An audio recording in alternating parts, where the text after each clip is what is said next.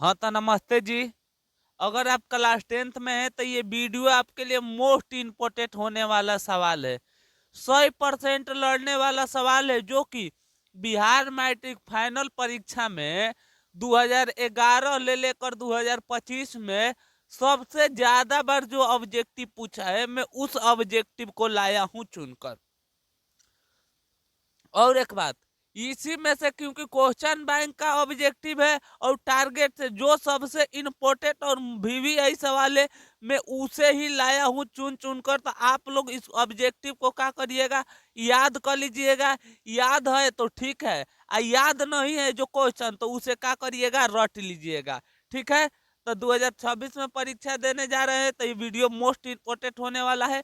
आपके पास अब समय बहुत कम बच गया है, तो आप हमारे चैनल पर खाली 10 से 20 मिनट खाली रोज टाइम दीजिए, रोज। क्योंकि रोज मैं एगो वीडियो लाता हूँ। 10 से 15 मिनट तो आप क्या कर लेते हैं, इधर उधर घूम लेते हैं, लेकिन इस वीडियो पर रोज इस वीडियो देखते हैं तो मैं आपको गारंटी देता हूँ आपका परीक्षा में 40 में 40, सामाजिक विज्ञान में सही होगा और मैथ में 50 में 50 सही होगा। ज्यादा नहीं बोलूंगा, आपके पास समय कम है, अभी तक चैनल पर नए हैं तो चैनल सब्सक्राइब करें और लाइक करें। कमेंट में हमें बताइएगा आपको वीडियो कैसा लगा। ठीक है, तो आइए हम बढ़ते हैं पहिल का क्वेश्चन की ओर। 30 ऑब्जेक्टिव है, इसे क्या करिएगा, जो याद नहीं है उसे याद कर लीजिएगा। ठीक है, तो आइए बढ़ते हैं पहिल का क्वेश्चन की ओर। तो पहिल के क्वेश्चन वीवीआई सवाल सबसे पूछे जाने वाला घातक सवाल है।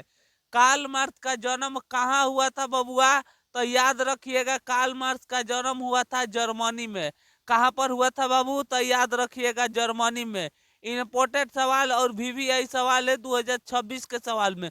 सबसे ज्यादा ये भी सवाल पूछा हुआ है। जलियांवाला बाग हत्याकांड कब हुआ था बाबू?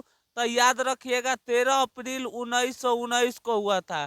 कब हुआ था बाबू? याद रखिएगा, 13 अप्रैल 1919 को हुआ था। अगला सवाल देखिए, बिहार की पहले रेलवे लाइन निम्न में से कौन थी? बिहार के रेलवे लाइन निम्न में से कौन थी? तो याद रखिएगा, ईस्ट इंडिया रेलवे थी। कौन थी बबुआ? तो याद रखिएगा, ईस्ट इंडिया रेलवे थी। अगला सवाल वीवीआई, इसे क्या करिएगा, रट लीजिएगा। मोस्ट इंपोर्टेंट और वीवीआई सवाल है, इस क्वेश्चन को याद रखिएगा। 2026 के पेपर में आने वाला सवाल है। अगला, निम्न में से कौन सा जानवर केवल भारत में ही पाया जाता है?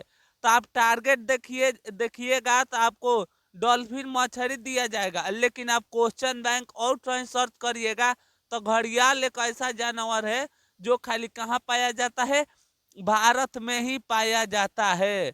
अगला सवाल देखिए, 5 नंबर, सूचना के अधिकार आंदोलन की शुरुआत कहाँ से हुई थी? तो याद रखिएगा, सूचना का अधिकार आंदोलन यहाँ से आकर राजस्थान से हुआ था। और देखिए सवाल, देखिए लगा लीजिए, 2026 के पेपर में आने वाला सवाल है। भारत में कहाँ महिलाओं के लिए आरक्षण की व्यवस्था है? मोस्ट इंपोर्टेंट और वीवीआई सवाल है। तो याद रखिएगा, पंचायती राज व्यवस्था में है महिलाओं का संरक्षण। वैश्वीकरण के मुख्य कितने अंग है बाबू? तो याद रखिएगा, वैश्वीकरण के मुख्य 3 अंग है। कितने अंग है बबुआ? तो याद रखिएगा, 3 अंग है। यहाँ तक आकर हम लोग का 7 ऑब्जेक्टिव का हो गया कम, इतने ही कम समय में याद कर लिए, वीडियो देख लिए। अभी तक आप कमेंट में बताइएगा, अभी तक आपका साथ में कितना मार्क्स आया। जो याद नहीं हो रहा है, मैं बार बार कह रहा हूँ, जो क्वेश्चन आपको याद नहीं है उसे आप क्या करिए, कॉपी पर नोट करके उसे जल्दी ही याद कर लीजिए, पेपर में सवाल आने वाला है। तो आइए हम बढ़ते हैं 8 नंबर क्वेश्चन की ओर। तो 8 नंबर क्वेश्चन देखिए, भारतीय रिजर्व बैंक की स्थापना कब हुई थी? तो याद रखिएगा बाबू, 1935 में हुई थी। निम्न में से कौन मानव जनित आपदा नहीं है? मानव जनित आपदा नहीं है। सांप्रदायिक दंगा, ये तो मानव जनित है। आपदा, आतंकवाद मानव जनित है। रेल दुर्घटना, ये मानव करता है। तो इनका राइट आंसर क्या हो जाएगा, इनमें से कोई नहीं। क्या हो जाएगा बाबू? इनमें से कोई नहीं। अगला सवाल, 2026 के सीधे पेपर में आपको सवाल पूछेगा, अंकर वाट का मंदिर कहाँ स्थित है? अंकर वाट का मंदिर कहाँ स्थित है? तो याद रखिएगा, अंकर वाट का मंदिर कमोडिया में स्थित है। राष्ट्रीय सहयोग संघ की स्थापना कब हुई थी? तो इनका क्वेश्चन के राइट आंसर याद रखिएगा 1925 में हुआ था। अगला सवाल देखिए, बेल्शेविक क्रांति कब हुई थी बबुआ? तो याद रखिएगा बेल्शेविक क्रांति हुआ था नवंबर 1917 के। कब हुआ था बाबू? तो याद रखिएगा नवंबर 1917 के हुआ था। अगला सवाल देखिए, सन 2001 में बिहार की जनसंख्या निम्न में से क्या थी?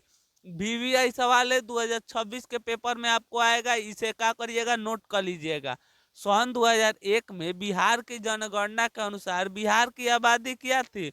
तो याद रखिएगा 8 करोड़ से अधिक थी। क्या था बाबू? तो याद रखिएगा 8 करोड़ से अधिक थी। ऐजा तक आकर हम लोग इतना कम समय में 13 ऑब्जेक्टिव समाप्त कर दिए।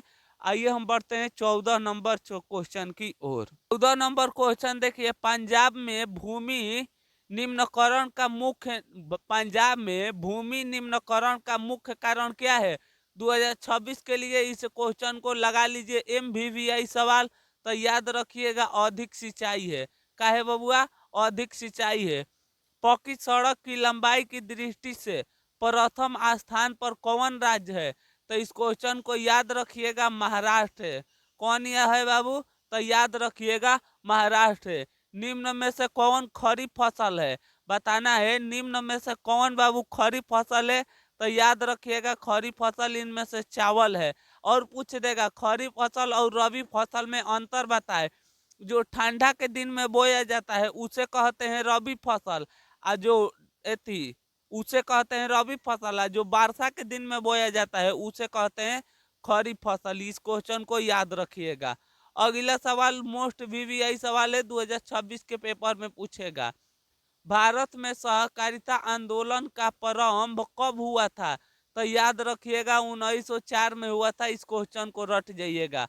अगला सवाल मोस्ट इंपोर्टेंट वीवीआई सवाल, भारत की अर्थव्यवस्था कैसी है? सबसे ज्यादा पूछने वाला इंपोर्टेंट सवाल है, इस क्वेश्चन को याद रखिएगा।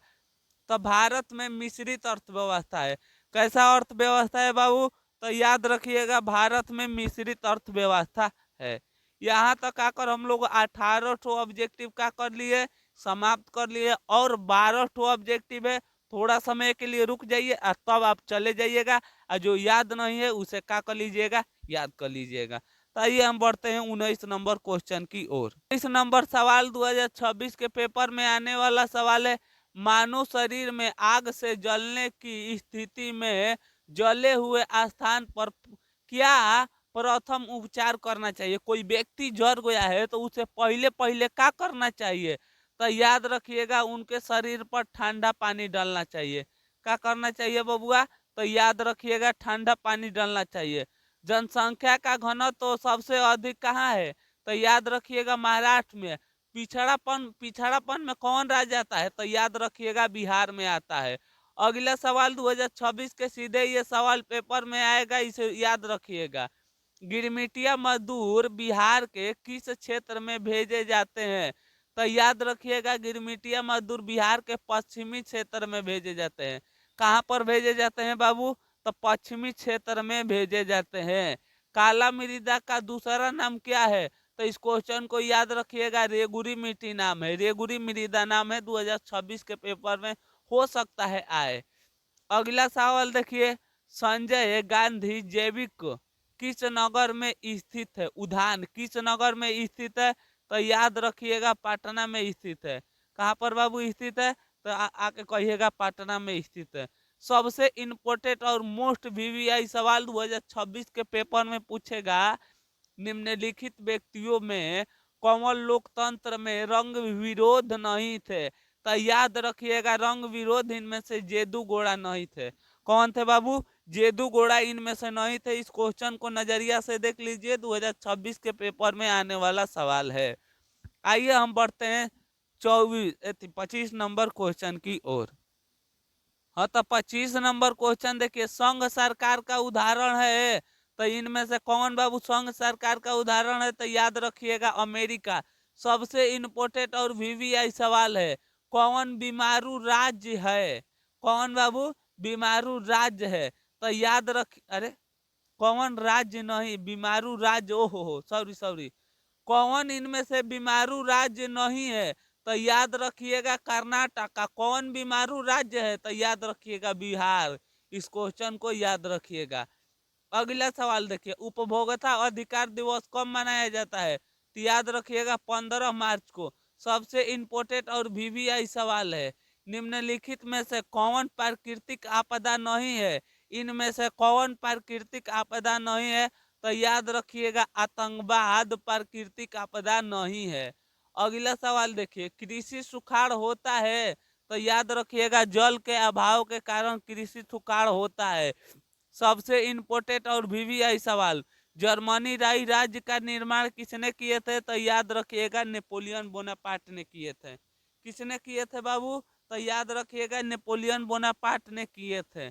यहाँ तक आकर हम लोग का 30 ऑब्जेक्टिव का हो गया, समाप्त हो गया। आप हमें कमेंट में बताइएगा आपको कितना सही हुआ, कितना गलत हुआ। जो गलत गलत सवाल है उसे क्या करिएगा, एगो कॉपी पर नोट करिए और उसे क्या करिए, आज ही याद कर लीजिएगा। ठीक है, तो चलिए तब तक ले मिलेंगे एक और नई वीडियो के साथ। तब तक ले हंसते रहिए, मुस्कुराते रहिए। जय हिंद दोस्तों, वंदे मातरम।